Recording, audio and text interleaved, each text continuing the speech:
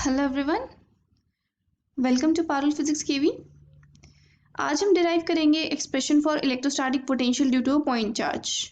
हमारे पास एक पॉजिटिव पॉइंट चार्ज अगर है Q प्लस Q, तो उसकी वजह से उसके आसपास के रीजन में इलेक्ट्रोस्टैटिक पोटेंशियल कितना होगा।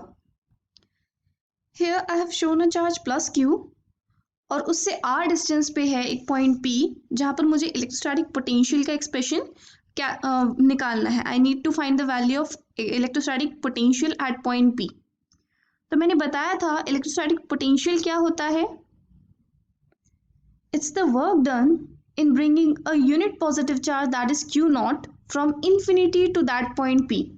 हम एक यूनिट पॉजिटिव टेस्ट चार्ज को इन्फिनिटी से P पॉइंट तक लेकर आ रहे हैं, उसमें हमने जितना वर्क किया है that will give me the electrostatic potential at point P. Since it's Q naught, the value of Q naught is unit positive, that is +1. तो हमारा electrostatic potential at point P becomes equal to the work done. Now, in order to find this work done, मैं क्या करूँगी, इसमें एक छोटा सा, इस पूरे पाथ में जब मैं इन्फिनिटी से P तक लेकर आ रही हूँ, मैं एक छोटा सा लेंथ एलिमेंट कंसिडर करूँगी AB। लेट सपोज ये लेंथ एलिमेंट है dx।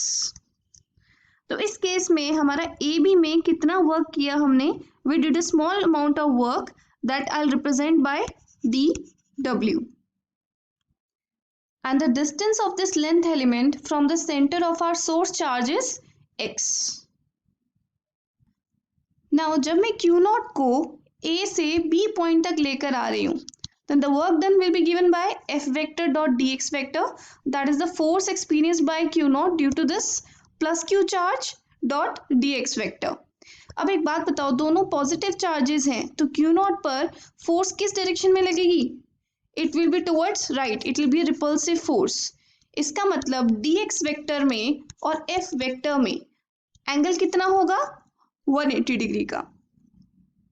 So I can write it as F dx cos 180 degree, which is equal to minus F dx. Now what is the force experienced by this Q naught? It is equal to, according to Coulomb's law of electrostatics, it's K Q naught upon x square dx. So this is the small amount of work done in taking the charge from A to B.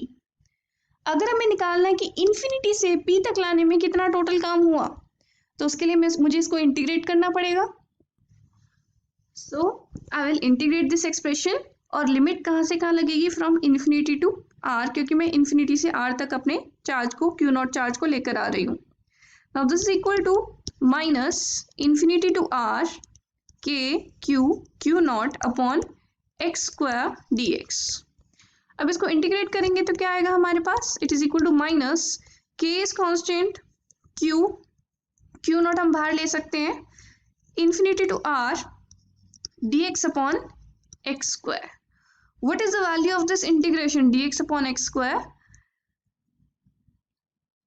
It is 1 upon x. This is equal to minus के Q not minus 1 upon x, and the limits are from infinity to r.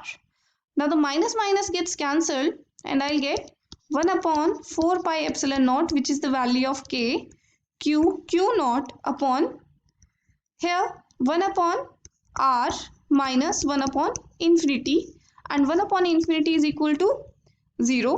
So my resultant expression is 1 upon 4 pi epsilon naught q naught upon r.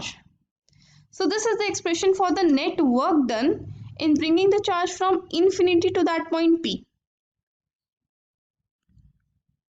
अब मैं अपना electrostatic potential कैसे define करती हूँ? That is equal to work done per unit test charge. So I'll get 1 upon 4 pi epsilon naught q into r. So this is the expression for electrostatic potential due to a point charge. हमारे पास एक point charge है Q, और उसकी वजह से electrostatic potential is given by Q upon 4 pi epsilon naught R. Now let's note down a few points.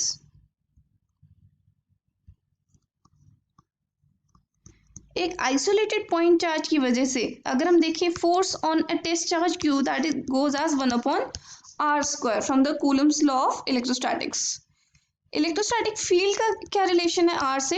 It is directly inversely proportional to the square of distance at which we are calculating electric field.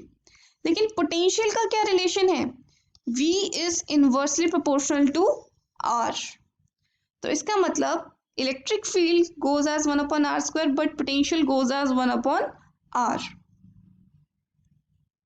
Now इस फॉर्मूले से आप देख सकते हैं कि अगर हमारा Q पॉजिटिव है तो हमारा इलेक्ट्रोस्टैटिक पोटेंशियल क्या होगा? पॉजिटिव। इसका मतलब एक प्लस पॉजिटिव चार्ज की वजह से उसके आसपास जो रीजन में इलेक्ट्रोस्टैटिक पोटेंशियल है दैट विल बी पॉजिटिव, वो रेज हो जाएगा। और अगर हमारा चार्ज नेगेटिव है तो in that case electrostatic potential is negative.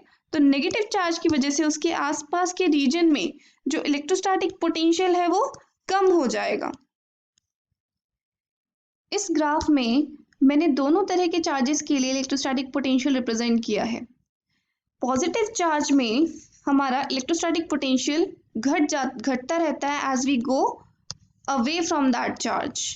और अगर हमारा नेगेटिव चार्ज है then electrostatic potential increases because it increases in magnitude. हमारा नेगेटिव साइन की वजह से पोटेंशियल इंक्रीज होता है as we go away from r. इस ग्राफ में मैंने दोनों electrostatic field and electrostatic potential का वेरिएशन दिखाया अलोंग विथ आर। अब एक पॉइंट पर ये दोनों मीट करते हैं और उस केस में हमारा आर की वैल्यू कितनी होती है?